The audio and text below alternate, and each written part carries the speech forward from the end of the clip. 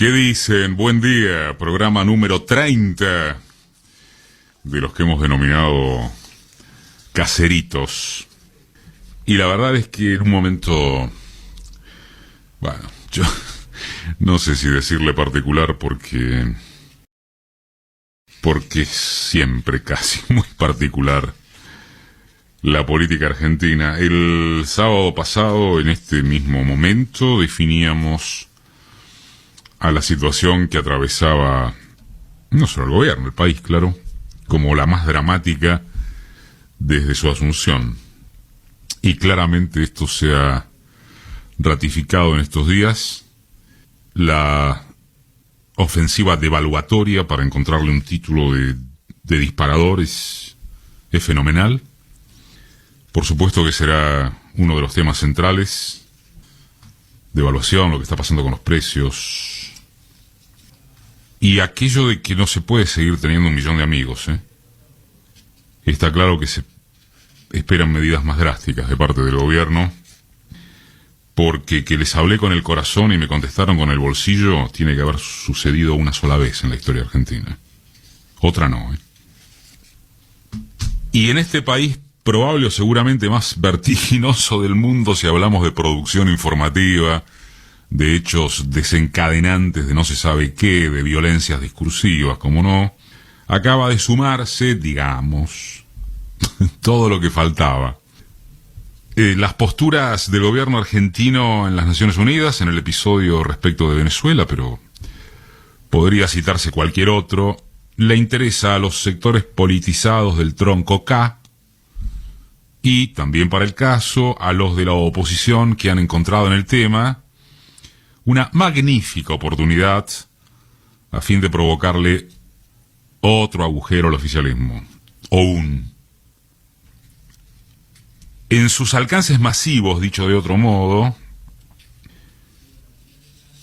esto va a resultar antipático para muchos, la cuestión le atrae mayormente a nadie.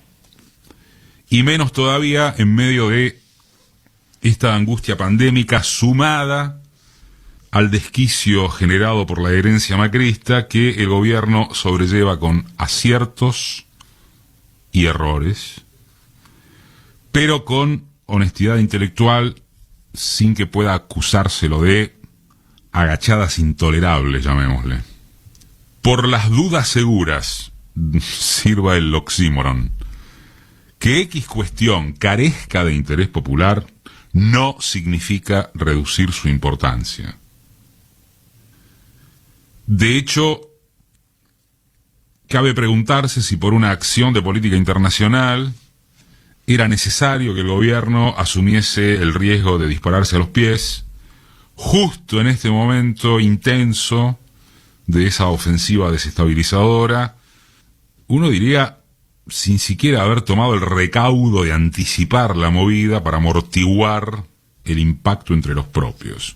Ahora bien, ¿cuál es esa importancia en términos de efectividades conducentes?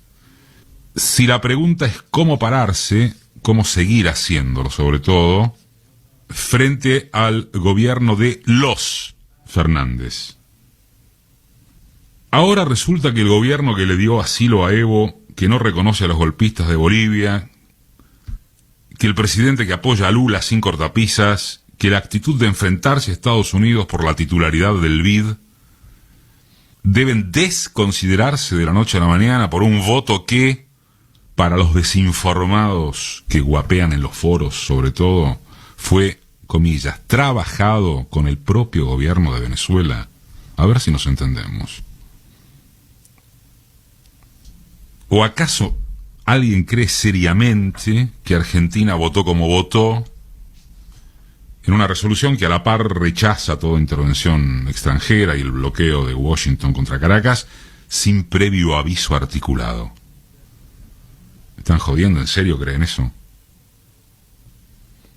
Ojalá fuera increíble, como también se señaló tantas veces, creer que esta circunstancia en las Naciones Unidas fue una decisión personal del canciller Solá y no un enlace al más alto nivel.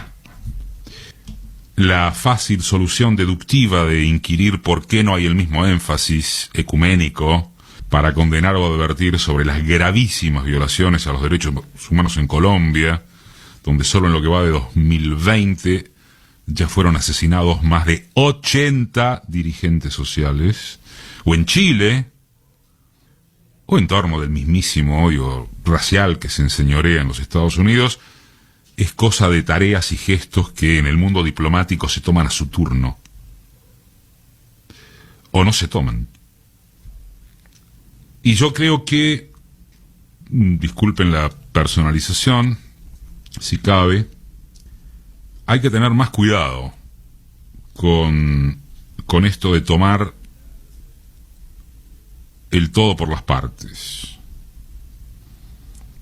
Tanto los guapos del palo como los frikis y los trolls cambiemitas jamás se dan a conocer con nombre y apellido. Hoy vamos a hablar algo del tema redes. Usan seudónimos, cuentas falsas. Pero si es por el palo en muchos casos, trabajan desde un maravilloso confort en el que muchos seguramente acomodan sus frustraciones individuales o ex militantes a la lógica maniquea del denuncismo de las almas bellas, inescrutables, total es gratis. Una de las voces del gobierno más filosamente críticas del gobierno, a quien apoya en forma conceptual decidida, decía por estas horas, a propósito de lo ocurrido entre la tropa adicta por el voto sobre Venezuela, que hay una suerte de kirchnerismo flotante, sin contención de bajada de línea, o al menos intercambio de opiniones, desde, también llamémosle, el núcleo más operativo e intelectual del oficialismo. Es decir, hay gente que ha comenzado a delirar, despreocupada por la suerte de Alberto Fernández, como si en ella no se jugase la de la mismísima Cristina, y por tanto la de la única herramienta de que hoy se dispone para enfrentar a la ofensiva descomunal de los sectores de la derecha. Son gente sin responsabilidad de gestión alguna, que actúa en las redes y en el columnismo a falta de todo compromiso ejecutivo, y que se provoca el goce de la imputación o la crítica destemplada, porque el problema seguramente es que no encuentra lugar donde ubicarse que no sea aquello del denuncismo y la impolutez político-ideológica. Entonces, ¿es un sapo dificilísimo de digerir que Argentina haya votado como votó? ¿Que es como hubiera votado el gobierno de Macri? Sí, la verdad, sí. Más que un sapo, es un batracio gigantesco acerca del que tampoco está clara su contrapartida, porque, y hasta obvio de toda obviedad esto, nadie infiere seriamente que el Fondo Monetario Internacional tomará en cuenta haberse tragado este anfibio para beneficiar los intereses argentinos. Eso pudo haber sido una tontería, comprarse este conflicto hacia cierta interna del Frente de Todos, nada menos que ahora. Sí, también. Todo lo que se quiera, pero ninguna conclusión debería llevar a que contradicciones secundarias se transformen en prioridad. Repudiar este voto argentino en las Naciones Unidas es necesarísimo para marcar cancha desde izquierda. Estamos de acuerdo. Para que en el gobierno tomen nota de que hay reflejos activos. Para que más allá de los horrores del otrora chavismo, no se aparezca como un lamebota imperial. La diferencia entre esto y ser funcional al ataque de la derecha es, en simultáneo, estrecha y enorme.